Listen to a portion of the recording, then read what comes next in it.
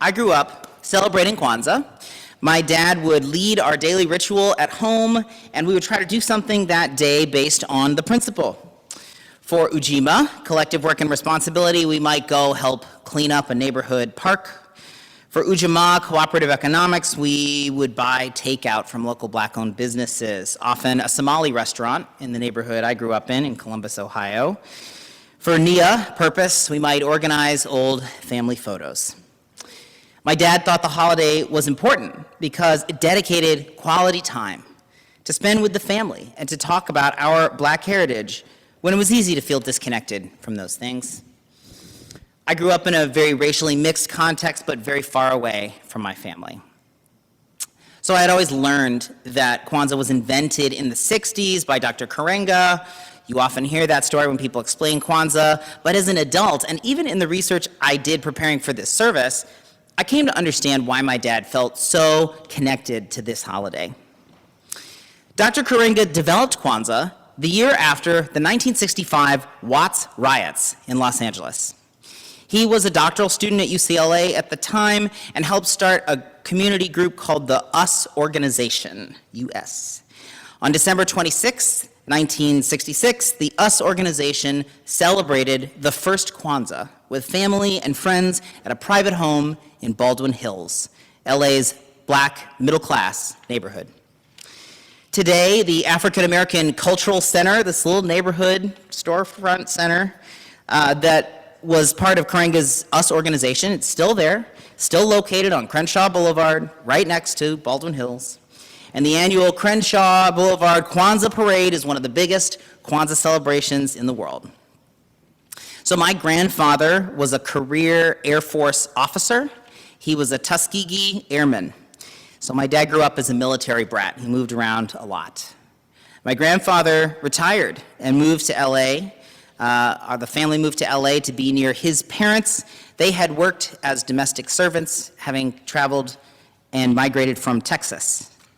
He and my grandmother bought their home in Baldwin Hills in 1965. My dad, who was in high school at the time, told me he remembers the National Guard tanks rolling down Crenshaw Boulevard to enforce the curfew following the riots that year. In the aftermath of the brutal, historic violence of the Watts riots, this was one of the first major uprisings that then begat a series, summer after summer, in cities around the country. Karenga wanted to help create a positive imagination for what black culture could become or be. So he based Kwanzaa on harvest festivals from a number of African cultures: Yoruba, Ashanti, Zulu. He used the language of Swahili for the principles because it was the most widely spoken African language. So there's a few things that I think are essential to understand about the context that Kwanzaa emerged from. First, as Baba Sanyika said in that excerpt that Aisha read, Kwanzaa was created before many of the observances that we have now for the African American, the black community. Black History Month was established in the 70s. In 1966, Martin Luther King was still alive, and his birthday didn't become a national holiday until the 80s. Juneteenth was made a national holiday in 2021. So Kwanzaa predates all of those. Second, most black Americans who were descended from slaves, like me and my family, and as a side note, my family comes from American slavery, so the cotton plantations in the South and Georgia, but many of the black folks in this region, in the Boston area, come from the islands, and their ancestors would have been slaves in Haiti or Jamaica or St. Lucia, so slightly different cultural heritage here in the Boston area. So those of us who are descended from slaves not only don't know the names of our ancestors, but we cannot even identify which African culture we would call our own. Can I get the slide of the map, please? So this is a map of my Ancestry.com DNA report. and it shows the part of my family that is from Africa. And you can see on this map, it is all over Western Africa, all over the areas that the slave trade would have pillaged to sell people across the Middle Passage. You can see all the way from Senegal, Mali, lots in Nigeria and Ghana, Cameroon, and then throughout kind of southern Africa. And so you can see that anything that was meant to be representative of a pre-slavery Black experience would have to be incorporating many different cultural elements. It has to be a synthesis in order for it to connect with the people who are here because of that intermixing over time, families separated in slavery, sold to different parts, sold up the river, sold down the river. I suspect if you did a DNA report for most Black Americans, and you can watch Henry Louis Gates and he'll do it, then you would see something very similar to this. Thank you for that slide. So third, Kwanzaa comes from a very specific slice of the Black tradition, educated, radical, Afrocentric. Though it was happening literally only down the block from my grandparents, I doubt they would have ever been part of those early Kwanzaa events. They were much more establishment. They worked for the community. My grandfather was a military officer, right? They worked through the community and were pillars of their neighborhood through churches and schools and libraries and government and housing and the Red Cross and so on. On the other side of the spectrum, Kwanzaa did not catch on with the Black Panther Party or other more militant and separatist or radical wings that we think of from that era. In fact, the FBI tapped the US organization in Karenga, just as they did with the Black Panther Party, and ruthlessly played them off each other in late 60s LA. They would send false letters and messages and created this rivalry between the two groups, and it ended very poorly. So no, Kwanzaa did not catch on with the Black Panther Party. But it did catch on with this particular slice and its connections across other metro areas and other places where this kind of educated and liberal Black tradition existed. So these are the elements, that sense of the Black tradition that it is from, the nature of synthesis from these different African cultures, and the fact that it was really the OG of Black American holidays, are why I think Kwanzaa started to take off in the 1980s and 90s when Black politicians were becoming mayors of major American cities, when multiculturalism was in its heyday. Today, Kwanzaa is mostly celebrated in the United States, a little bit in Canada. If you go to Africa and ask them about celebrating Kwanzaa in Egypt or Kenya, they'll say, no, that's not what we do here. But it is a distinctly American synthesis of these factors. And in fact, I do think it laid the intellectual and cultural foundation for many of our newer Black cultural institutions. We hear the names of Kwanzaa principles often employed. It was the Kuumba House, that's creativity, at Kent State University, where Black students first campaigned to have Black History Month recognized in 1970. Today, there is the Ujima Investment Fund in Boston, which supports Black-owned businesses and community development in Roxbury and Mattapan. So in our reading, we heard Matangalizi Sanyika, Baba Sanyika.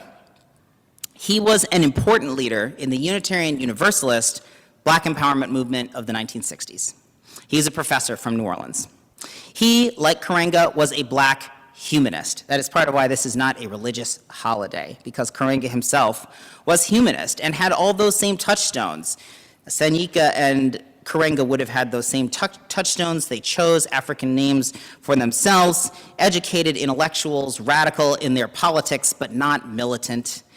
So they not only ran in the same circles and likely knew each other, it was the UU funding and the UUA, our central organization's funding of Black humanist organizations in the 1960s, late 60s, that even helped spread Kwanzaa and these ideas early on.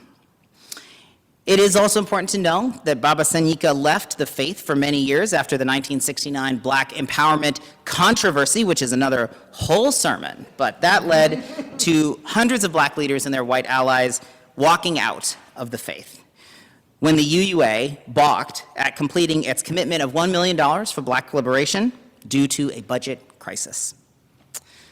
I met Baba Sanika in 2017 in New Orleans at the Black Lives UU convening.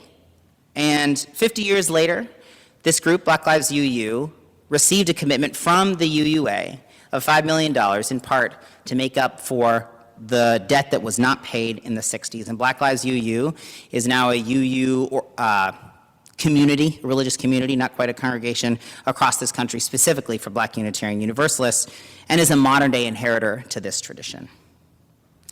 So I know there's a little bit of history. I like history. Maybe you like history. Maybe you don't. But it is important to talk about history in specificity, to remember our stories and to remember where we come from and what they mean.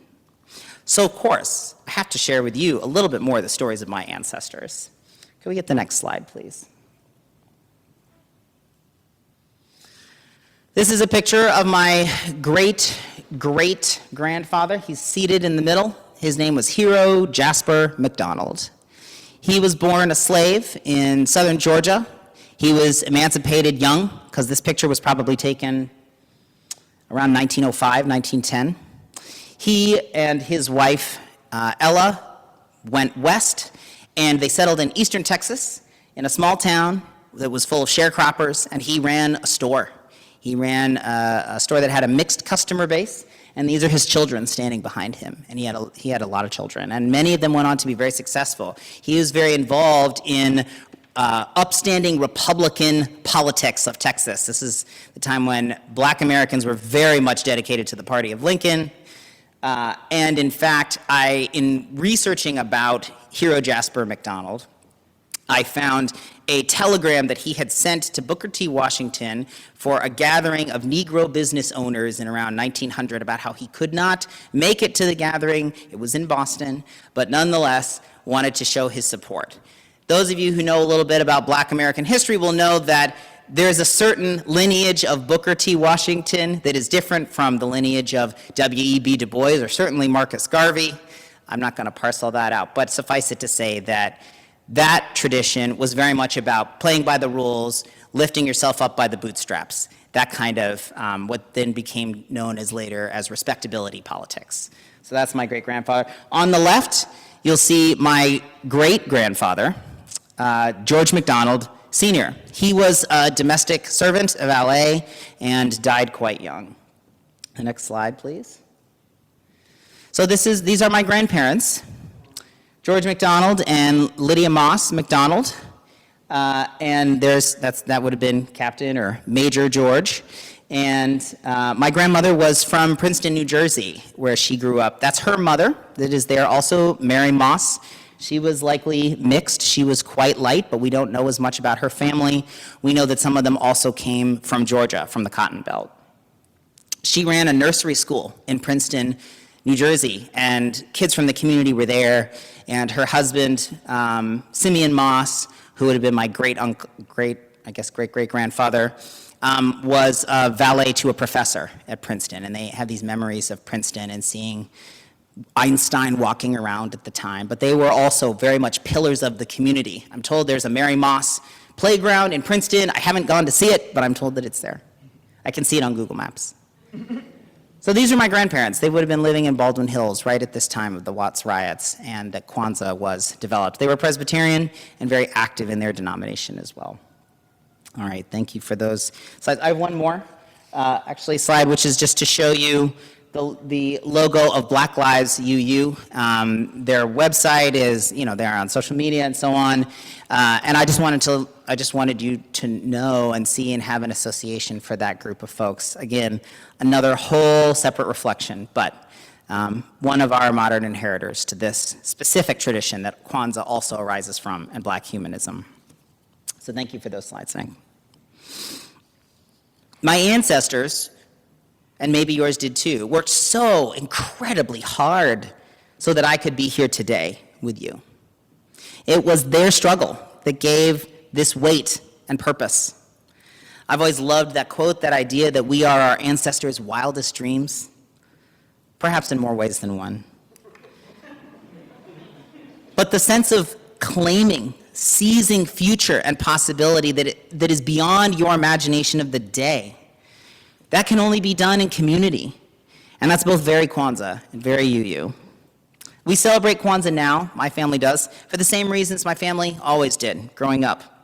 We think about who we want to be. We try to plan for that. We spend time with each other and spend time with those intentions. We make sure we remember our ancestors.